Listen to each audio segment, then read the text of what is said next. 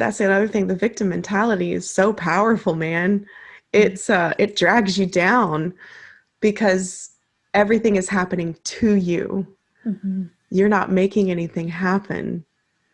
The reality is you're making everything happen. That's the responsibility part. And that's shifting that perspective from everything's happening to me to I am creating my life. I am no longer in the victim mentality. I am now in the power. I have the power to change my life. I have the power to say no. I have the power to set boundaries. I have the power to, at any point in time, change my life, change my thoughts, change anything I want.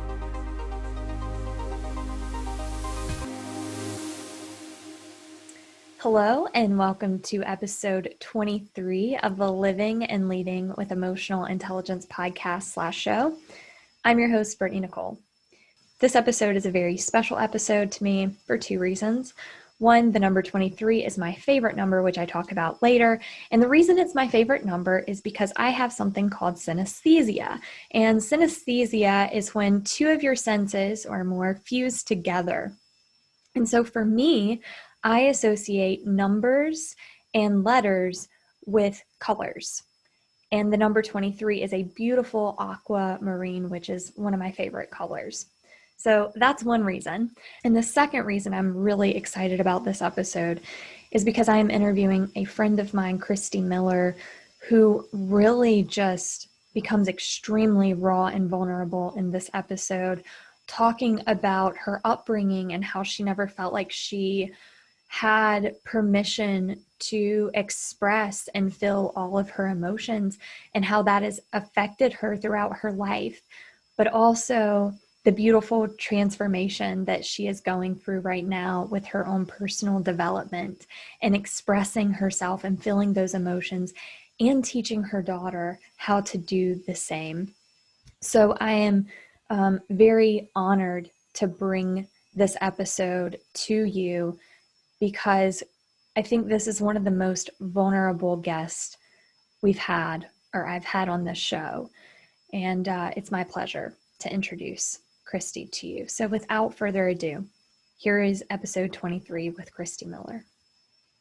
Awesome. Well, Christy, it is an honor and pleasure to have you on the Living and Leading with Emotional Intelligence podcast. By the way, my favorite number episode, number 23. Number 23 is like my favorite number of all time.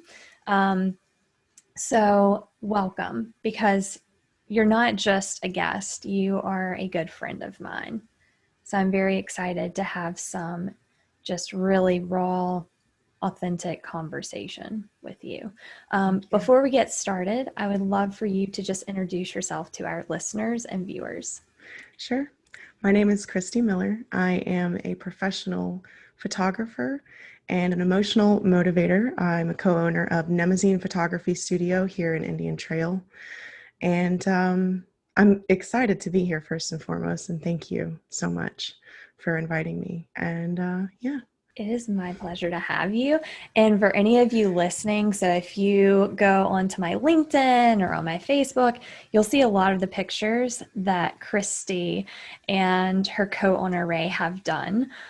They're amazing. So if you're local in the Charlotte area, Indian Trail, are you guys in Indian Trail? That's where you are? Okay. Yeah.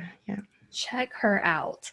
I also use one of her pictures for my book as well about the author. So they do amazing work. Thank you. We're not talking about photography today, are we? We actually, it's funny how things just kind of happen, like the serendipity of life, because I reached out to you for your services, and it just so happens, as we were talking about, what I did, it really resonated with your own personal journey that you started way before you and I ever connected. And from those conversations, there's been a lot of emotions, there's been some tears, but there's also been great transformation. Yeah. And so I just want you to share with everyone how you started learning about things like emotional intelligence it's kind of a blurry area when we say, when did it all begin, right?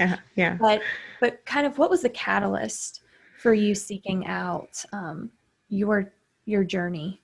I think the start of this all happened probably actually when my mom passed away. I think that was a big poignant moment in my life. And I didn't have the terminologies that I have now, but I found some people, a mentor, that really helped to start open up some things for me. And Sue Bryce, I love her. And her platform really started challenging my views, but in a good way. And that led to so many other things, and your book, and meeting you, and meeting other women in the Pink Mentor Network. All of those things kind of created this amalgamation of uh, an area in my life where I could learn and create something different for me. So I'm sorry to hear about your mom. When you say that that was really when it all began for you, what were the signs there? Like what were the feelings that arose that maybe you weren't aware of? I was angry. I was um, I was very angry. I realized that I hadn't dealt with it. In fact, it had been almost a year and a half that I didn't deal with it. I went through the motions. I, had to go down and help my father move, and help close up the estate, and help with the funeral, and help with everything else. I was so caught up in doing everything for everybody that I didn't take time at all to process it.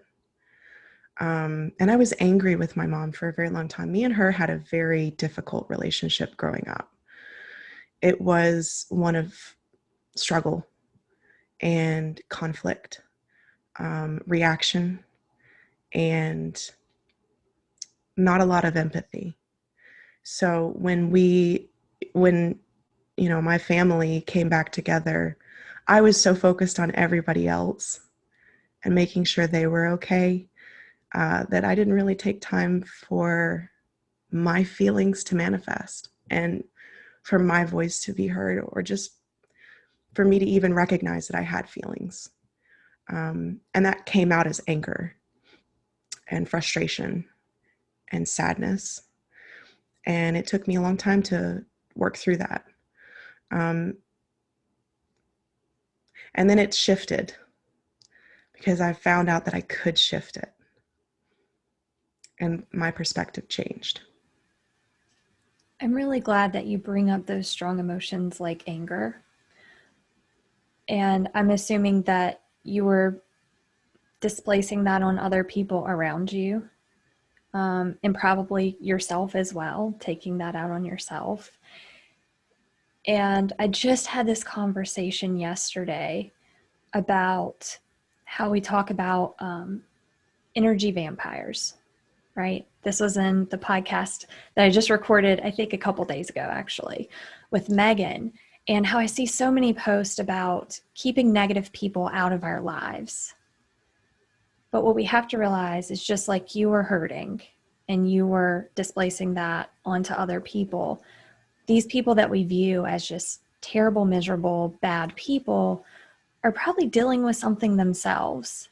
And if we shut them out of our lives completely, then who is going to be there for them? Yeah. Right? Do you feel like having that anger, that it did push people away? Did you find that there was people that did show you that compassion and could see past that anger? What was that There like for were. you? It was difficult because I think it was more self-destructive for me. I didn't. I did push some people away, um, but also at the same time, there were a lot of people that came together and were very compassionate in my life that I never expected. That were understanding and that were compassionate towards me, even with my anger. Um, the anger really hurt me more then I think I took it out on other people. It was a self-destructive pattern and a spiral of just a continuous cycle of beating myself up. Yeah, and everybody handles it differently. You know, for me, I was that miserable person that I didn't take it out on myself. It was 100% projected on other people, you know, and I became that energy vampire, that toxic person. So it's interesting to hear from someone else's perspective. So were you a mom at the time when all this happened, and how do you feel like that impacted your daughter? How did you feel about that? What emotions arose from that? And yeah, just walk me through that, because I don't have I children, you I know? was a mom, yes, at the time, and she's getting ready to turn 7.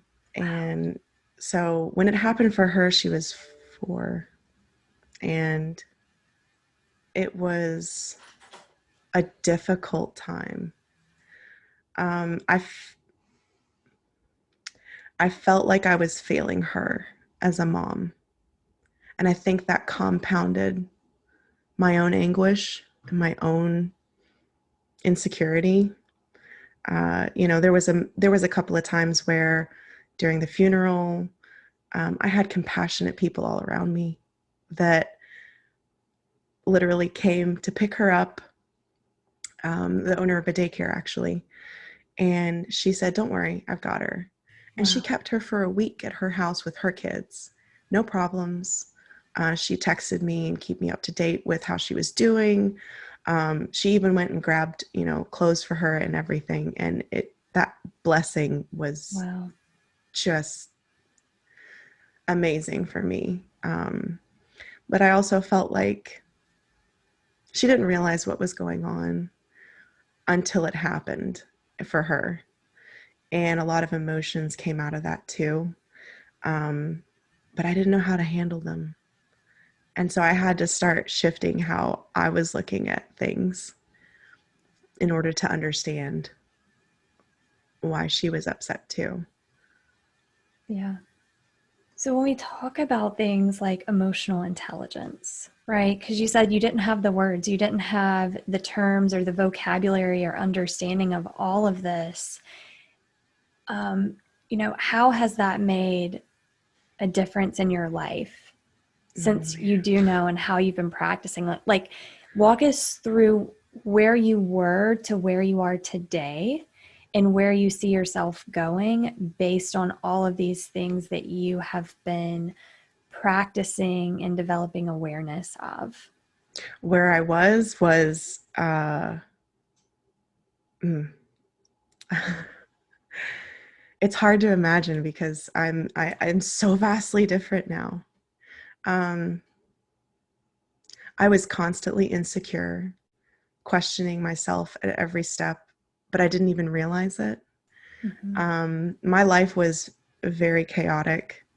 Um, I was opening a business, I was a mom, I was trying to figure out all of these things all at once. My house was a mess, and I had no organization. I didn't know how to do, I didn't even, I felt like I didn't know how to do the basic things, even cleaning. Um, Basic things that a lot of people grow up with, I think. I didn't have that. So it constantly caused me stress. It constantly caused me to have a negative self image of myself because I was in that cycle of beating myself up for it because I didn't know that there was another way of existing. Mm. Um, I didn't know about compassion for myself or forgiveness for myself. I didn't have the understanding or the vocabulary. Like you said, I was just constantly angry. And then I was angry that I was angry. Yeah. And it's totally shifted everything, learning about feelings and emotions and understanding acceptance of myself, of my emotions, and the idea that you can change that changed everything for me. Yeah. Everything. It really is a life changer. It's a feeling of complete liberation. Yeah. Right? Mm-hmm. And when you talk about things like you didn't know how to do some of the basic things, you never understood or had compassion. I want to talk about like how upbringing really influences our lives and how we view ourselves, because, you know, you said that you didn't have the best relationship with your mom.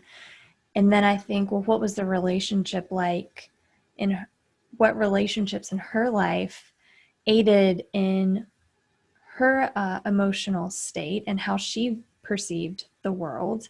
Mm-hmm. And then it's a ripple effect, Yeah.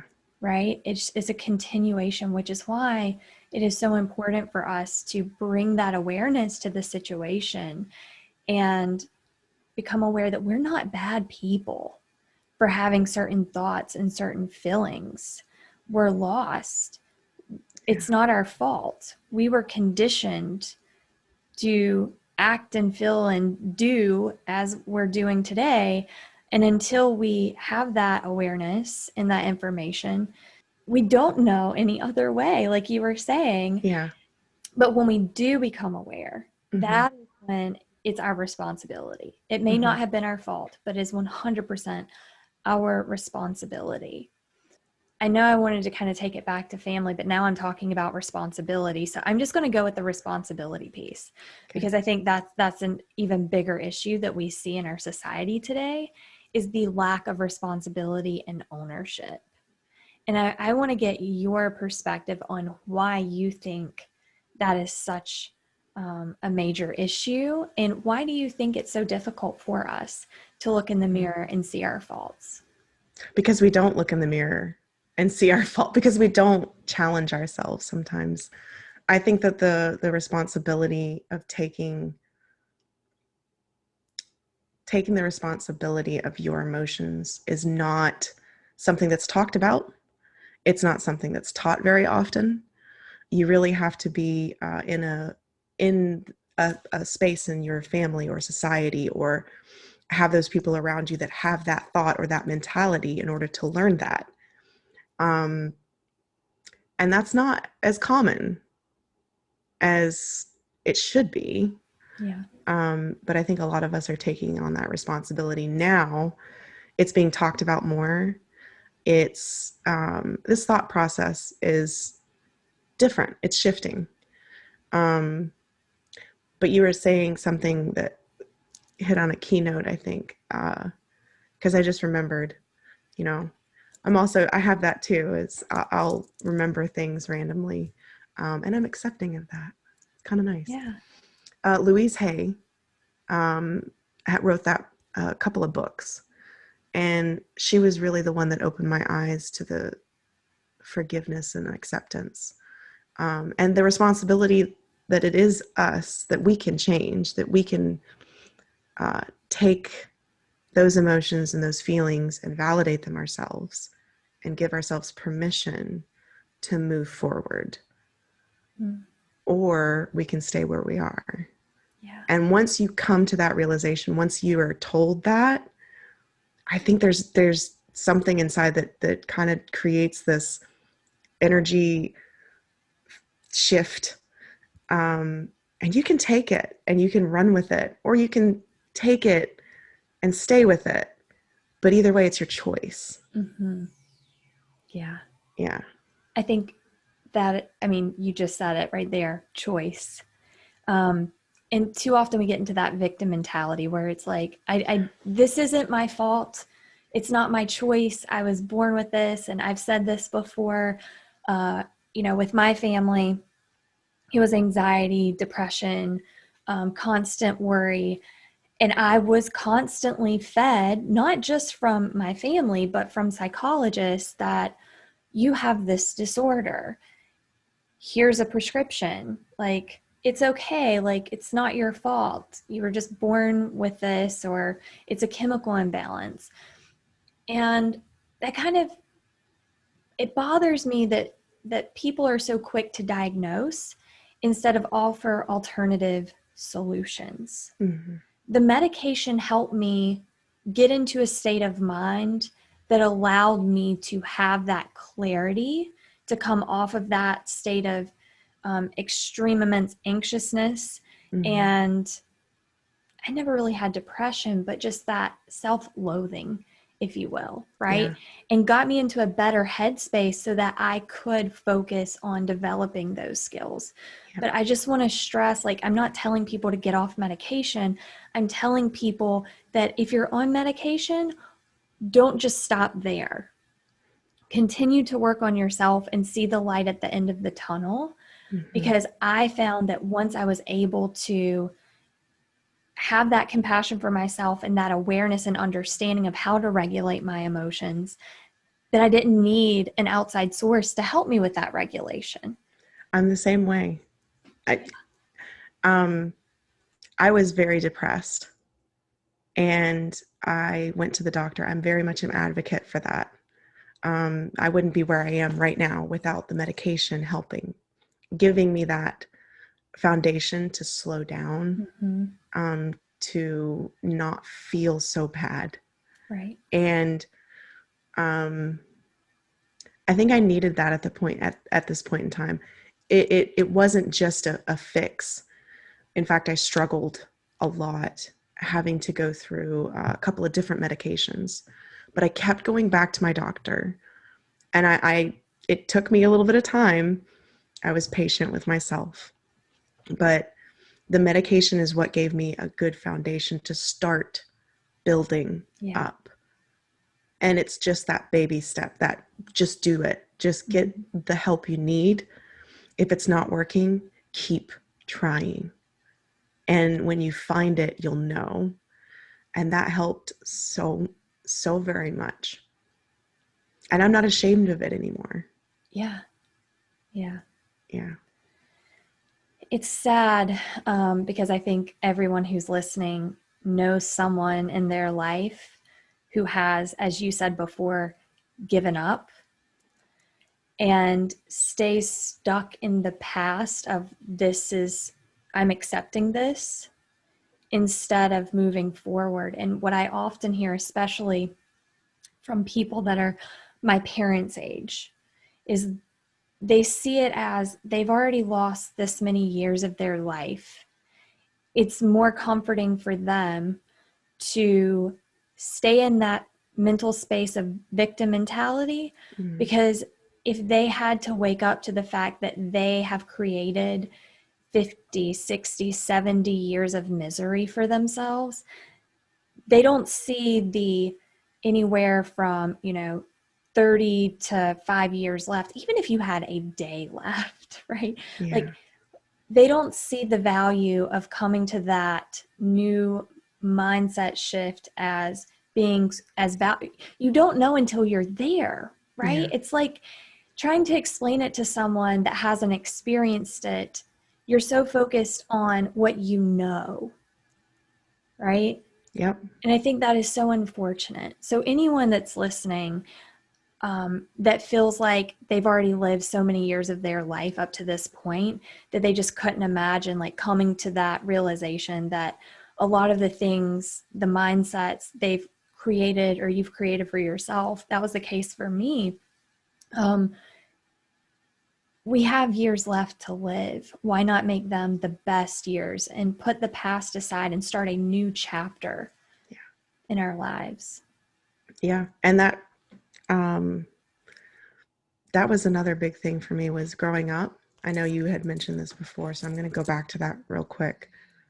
Growing up for me was a struggle because I was in Weight Watchers when I was 10 years old with my mom.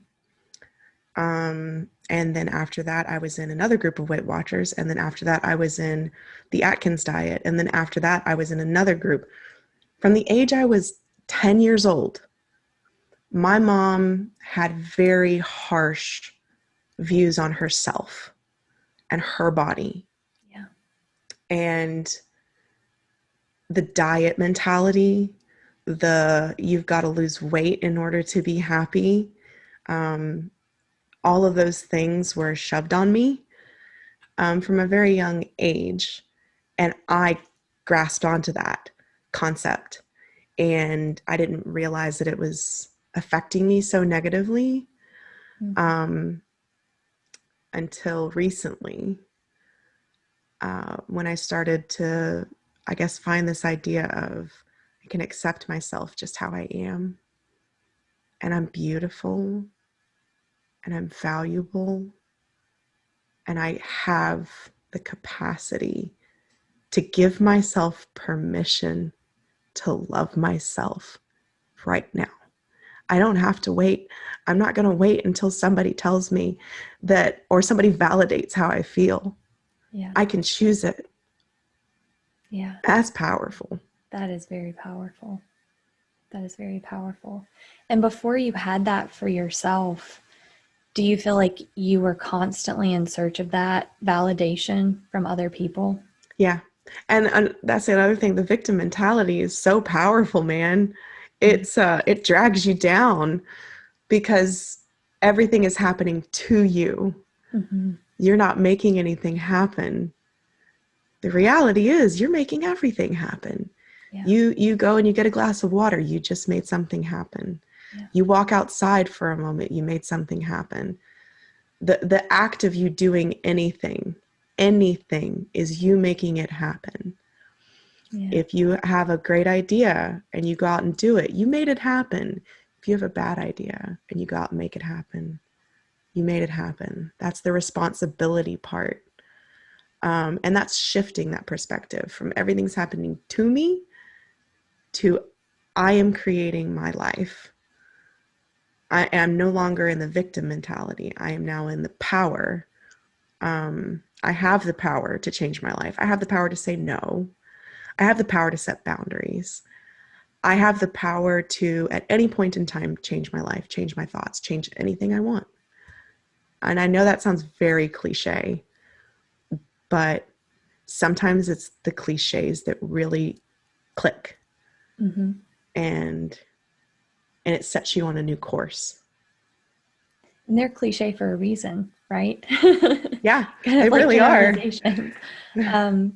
Yeah, that's so true. And in addition to the victim mentality, I think part of that is we compare ourselves to other people. Yeah. And so if we're so focused on other people, then we're not putting that focus on ourselves and what we need to do to reach our goals. And did you ever find yourself in life feeling like, okay, here's the blueprint, quote unquote, to happiness. This is what I have been told is the things that I need to do to become happy. And so when you reach these milestones of your life, did you ever say, well, man, other people are here. I'm not here. This is where I should be. Keyword should be. My whole life growing up.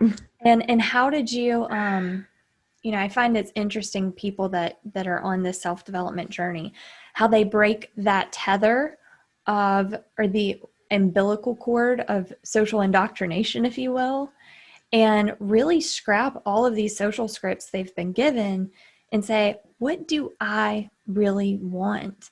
And how do I start that process of understanding what I really want? Because am I still stuck wanting what I think I should want? How did you differentiate that?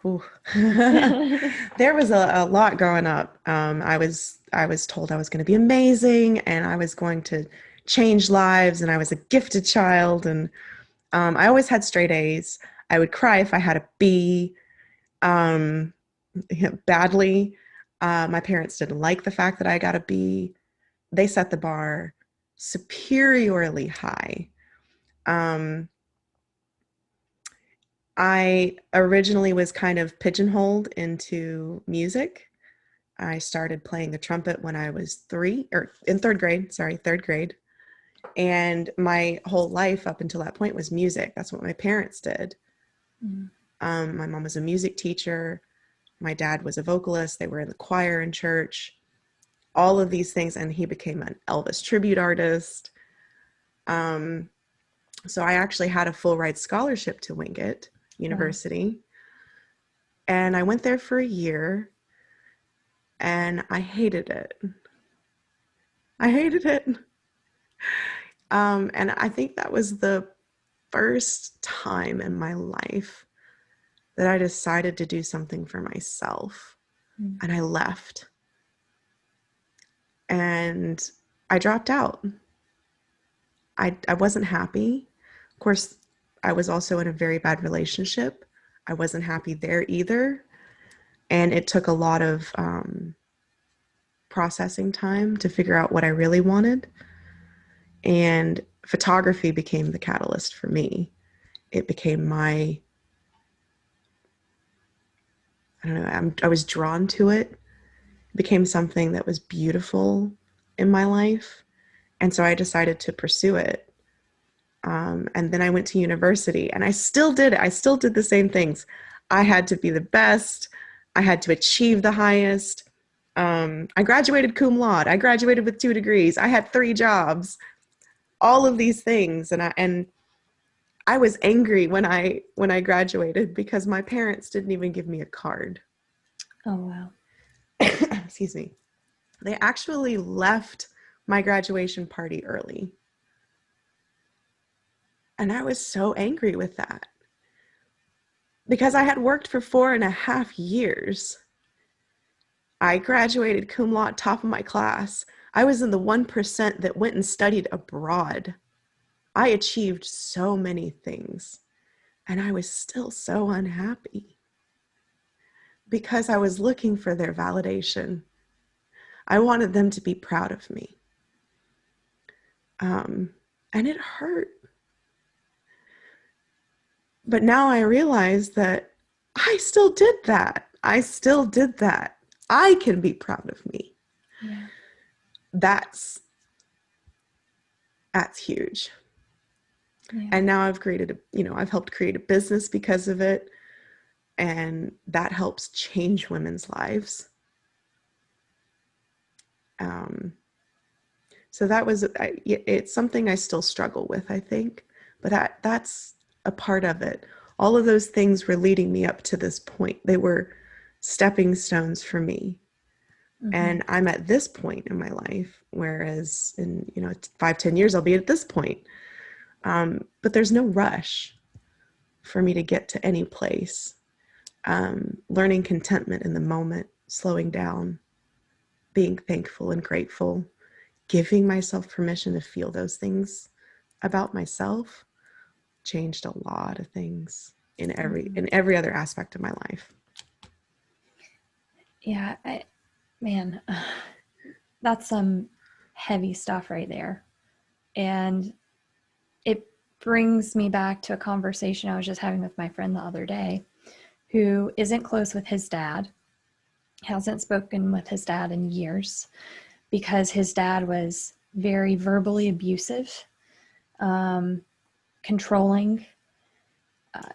There was just so many things, right, that he had to deal with growing up. Like his dad told him at one point, first kicked him and his brother out without giving them a night to find another place, just kicked them out when they were in their teens. And then later in life told him he wished that he would have killed all 3 of the kids. Just very hateful stuff. And again, his dad, I'm sure, was dealing with his own personal trauma and demons from his upbringing. You never know. But the one thing that we were talking about was forgiveness. And he said, I just don't believe in having to forgive someone for anything. He said, if someone has wronged me, I don't have to forgive them for what they've done. And so we got into this conversation about what it means to forgive someone, and that it's not so much for that person, but for ourselves. It's letting go of that resentment that we feel. And have you reached that point in your life, or is that something you're still working towards? How do you feel about forgiveness? Last night. I'm not kidding.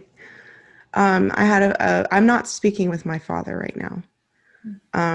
Currently, I haven't responded to any phone calls, text messages. I actually had to block him on social media. And this is my decision. Right now, will I speak to him in the future? I don't know. But last night I had a huge breakthrough. He left me a voicemail. I have his number blocked, but it still goes to voicemail and he'll leave voicemails. The last time he tried to contact me was Christmas. He was very angry that I hadn't messaged him back. And I'm noticing his verbiage and the way he uses it. He starts out, sorry. I have anxiety too, so got to give myself a sec. He starts out by saying that Christmas time is a family time, and it's a time where we should celebrate the birth of Jesus, and that families should be together on Christmas. And it was the way he said it. And then he said, you need to call me back. I don't know what to get you for Christmas. And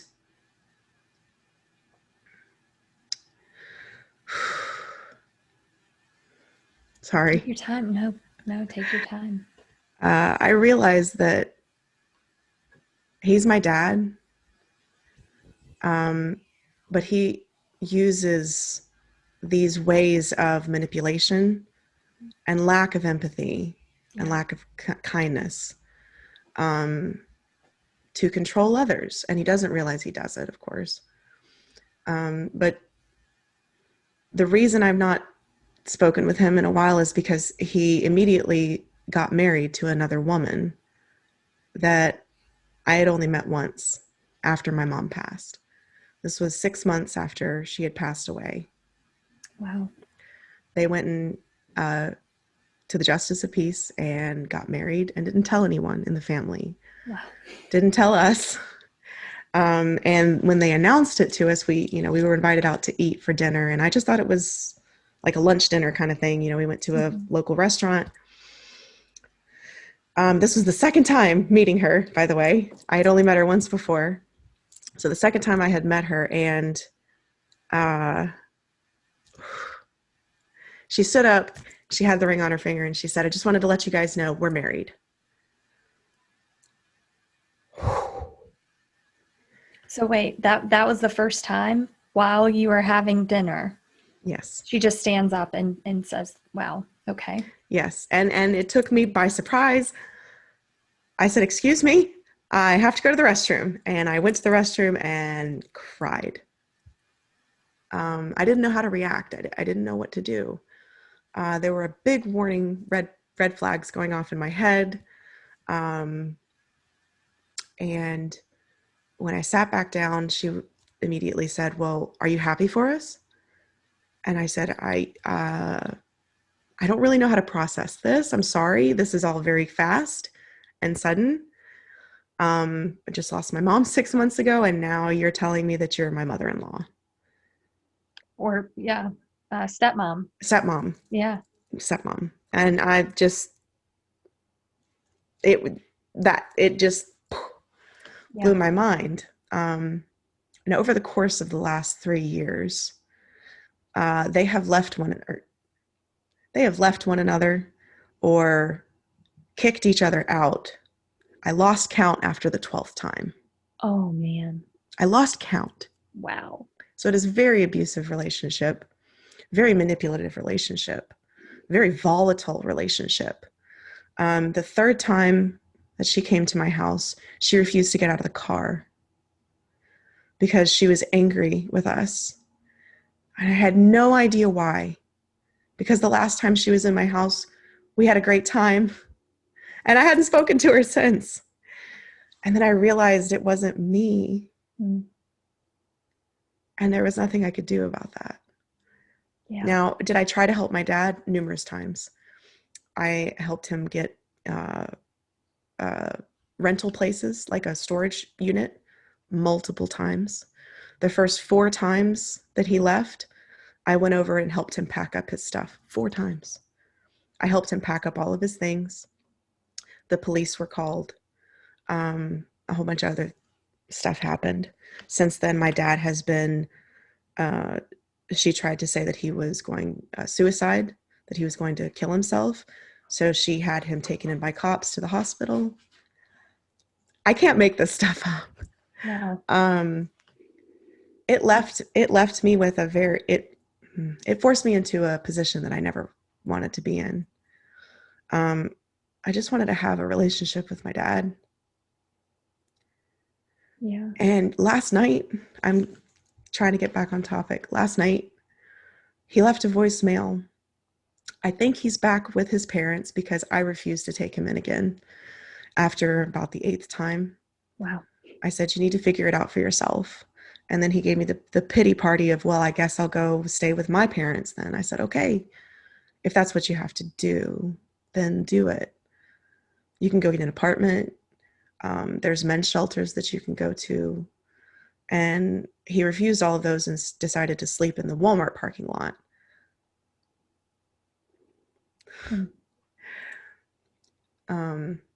But I realized it was my reactions that they were striving for, reaching for a reaction. And last night, the first thought I had when I heard his voicemail was, how do I respond to this? I've got to tackle this. I've got to figure out a way to make this stop. And then I realized just that thought is not true. I don't have to react. I don't have to do anything. If I react in this family, anything I say, I could say a pleasant way. I would analyze how I wanted to do it, what I would say, what reactions they would have, how I would react to it. It's all about reaction.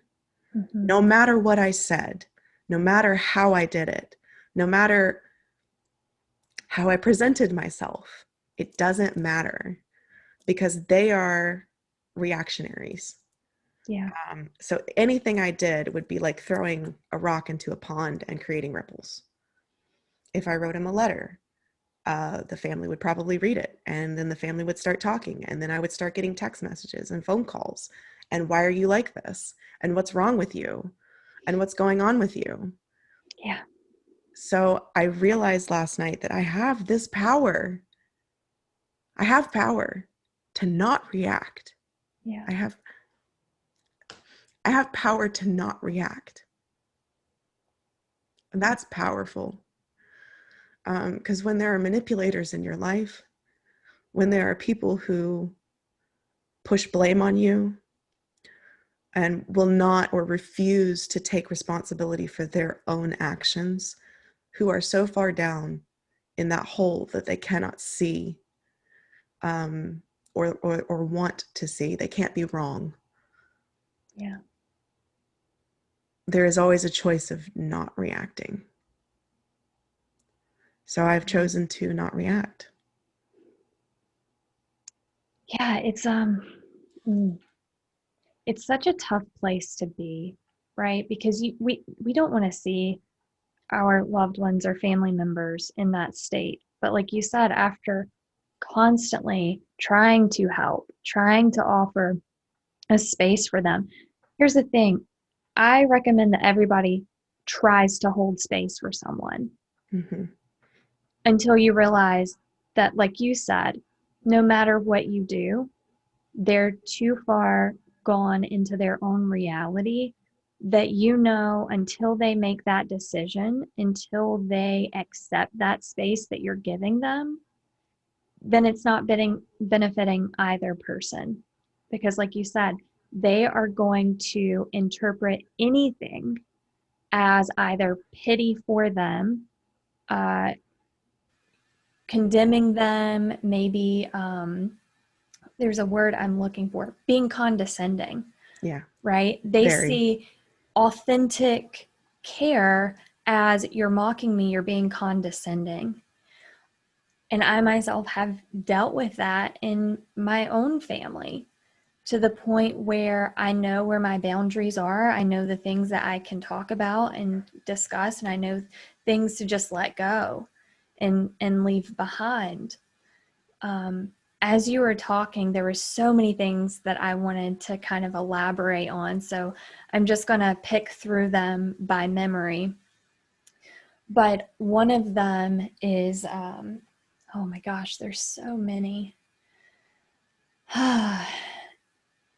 You know, feeling bad or guilty for someone else's challenges in life and taking that as your own, and separating yourself from that. You know, since, excuse me, since you have kind of decided to distance yourself from your father for now, what was that process like for you? Like, can you talk through was there a back and forth? For me personally, there was a back and forth, that internal voice telling me, how could you do this? This is your family. They brought you up. But then the other voice is like, yes, and there's this toxic environment that it's not fair to leave myself in. It's kind of, so tell me, what was that like for you, that voice, that back and forth in your head? Well, the first time it happened, when he first called me and said that he, had been kicked out of the house and he needed help. My first instinct, of course, is to go help. So I did. The second time it happened, I did. The third time it happened, I did. I felt like a failure because he told me all the horrible things that had happened, and I believed him. I think it just comes down to, it happened so much and it kept happening that I slowly started saying no. And I won't help you this time because it's causing me financial hardship, and my family financial hardship, and my family emotional hardship, because he would come and sleep on the couch, and Telly would be upset because 3 or 4 days later, after having an awesome time, she wouldn't see him for months. And that's not fair to her. It's not fair to me. Whenever he would go back to her, there was a severe controlling relationship with the two of them, and he wouldn't call because he was told he can't. I was a threat to her and to her relationship with him. It was very, very twisted. It was very gross at some points because she actually was very controlling over my father, and because I did speak with her for a bit on Facebook messages. She was very controlling over how I could interact with my father. Wow. And she would, at one point, she was like, he's mine and he'll never love you as much as he loves me. And some other things that basically put me on her level with my father. And that made me feel so uncomfortable. Because I was like, I'm his daughter. Yeah. I'm not owning my father. He's not mine to, I don't know how to word that properly, but it was basically she was controlling him so much to the point that it was like almost a sexual thing. Then she said a couple of things to me and I was like, that's not cool. Yeah. Not cool. That's disgusting. Wow. Yeah. So the more and more I got into that, the more and more I tried to help, the less and less I felt good about it. The less and less I felt like it's not the right thing to do. And it was painful because I had to start saying no, and that hurt. It hurt to say no. It hurt to deny helping. Because my whole life I've always been helping. I've always taken that responsibility of I've got to help somebody else on.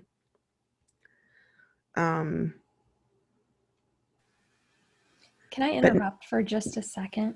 mhm. Because when you say helping, I am right there with you.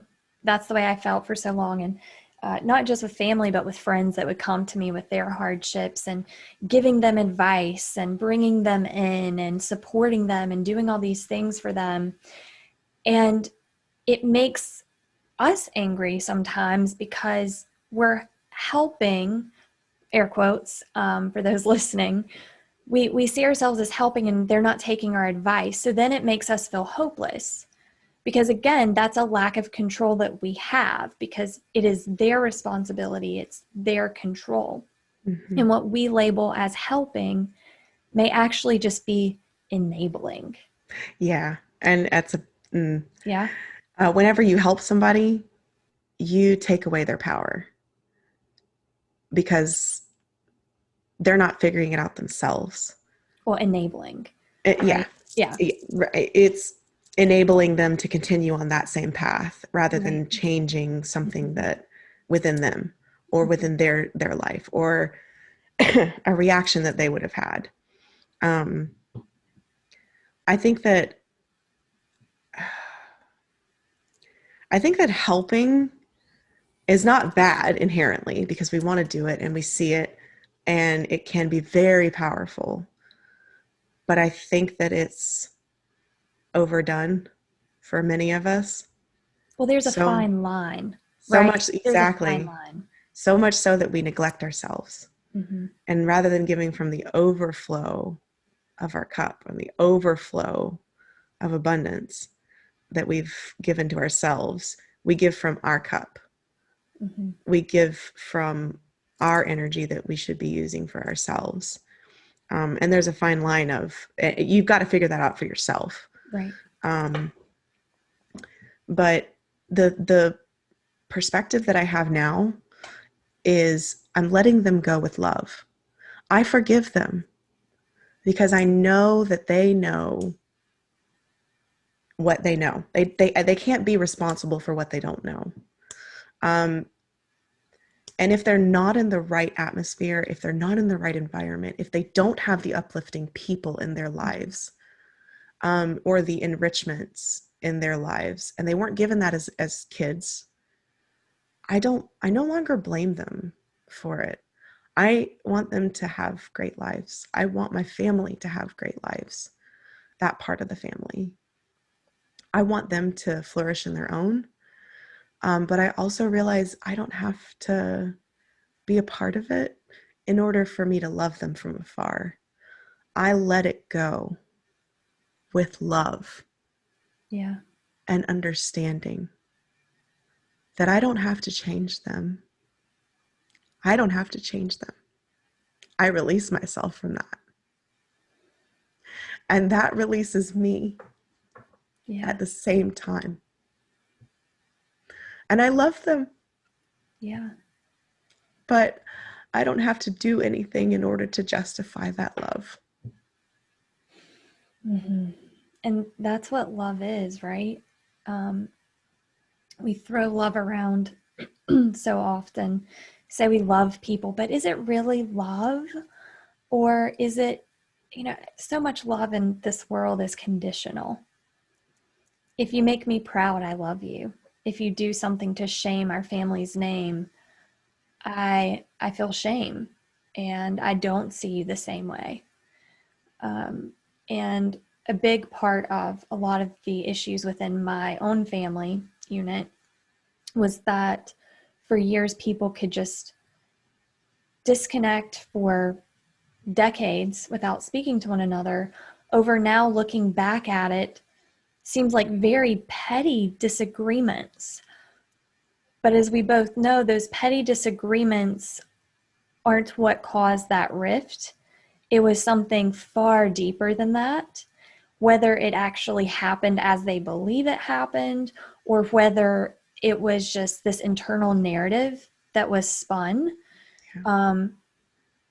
It was their reality of the situation. And I know we only have, oh my gosh, this hour goes by so fast. But I think that's another important thing is that when we try to help people, we try to bring a more holistic perspective to the situation when they are truly living in their own reality, and we can't change that. And there are two people in my family that I have disconnected from, and one of them was because they really created all these false memories of how life unfolded for them, and I knew that that wasn't how it happened. And so, but they're relying on that because it gives them peace of mind that it wasn't their fault for how their life is today. They can blame it on other circumstances and situations. So listeners, like if you're in the situation that Christy has been in, or that I've found myself in the past, like we've got to realize their truth and not try to convince them otherwise, because it only exacerbates the situation. There becomes, you're calling me a liar, like how dare you think XYZ. And so it's just having that love for them and understanding that things are more complicated and there's clearly something going on at a deeper level, but it's not our responsibility to fix it. It's our responsibility to hold space if they need it, but if we realize that they don't want it, then we've got to let it go. Yeah. So, when you look back through the years that you've been developing yourself, what are some highlights? Like, what are some just really life-changing things that have happened that you've noticed, like once you started to have that compassion for yourself? How did that change other aspects of your life? How did it change your relationship with your immediate family and your friendships, your business, with yourself? Cool. Things started to just blow up in good ways. My daughter is actually talking to me about her emotions. She's coming to me and telling me, I feel this way and I don't know why. Asking for explanations, or she's just telling me how she's dealing with things. And I find that fascinating. She's not even 7 yet, and she's doing that. She's having these major thoughts about herself. That's like fascinating. She's working through things on her own, but also asking for help and guidance. And we allow space for that. We allow space for processing. We validate her feelings, saying it's okay to feel this way. It's okay to feel angry. It's okay to feel sad. It's okay to cry. Yeah. And that leaves space for her to process emotions and not stuff them down, and not to tackle them. Yeah. And allow them. And her vocabulary is growing because ours is. Because we're trying and learning and taking responsibility, and we're saying we're sorry whenever we have an outburst, which we're human. Right. And then we change. Like we see, we take responsibility, we change. And the business as well, taking responsibility for my actions, my thoughts going into the studio, how I create my day, what I put my energy into, the validation that it's important, that my time is important. My time is priceless. My energy is priceless. And nobody can do what I do. And I love that. And I get to see women become themselves and shine in front of the camera, and men too, and kids. Anybody that I have in front of my camera, the transformation that they have is just, it's beyond words. Yeah. And those memories are captured for forever. And I'm very proud of that. So I've shifted my perspectives in so many ways. I've lost 30 pounds. I wasn't even trying, but it was because I started to love myself. I stand in front of the mirror now and I tell myself that I am beautiful I am beautiful and I'm loved. I can do that. If I can do that, you can do that too. Christy, I absolutely love you. I love seeing your transformation. I love your heart and your true authenticity in any space. I've known you for a couple years now, and it doesn't waver. And I can't say that about everyone that I have met along this journey. So I just want to thank you for your vulnerability, for sharing. For those of you listening, I can't imagine that you didn't find some value in this amazing conversation. And just know that, we're also doing this on Clubhouse too. So if you felt the urge to want to reach out and speak to Christy during this discussion, just know that after we do this podcast recording, we're still in Clubhouse and you can engage with upcoming guests too. So you can follow me at BNCS_23. But I'm going to let Christy decide this. I'm not going to decide it for her. But if Christy's open and you'd like to connect with her, I can put her information in the show notes if that's something she's open to. Absolutely. Awesome. Christy, again, thank you so much. It has been an honor and a pleasure to interview you. And I am so grateful to have you as a friend and a guest on this podcast. Thank you. Me too. Thank you.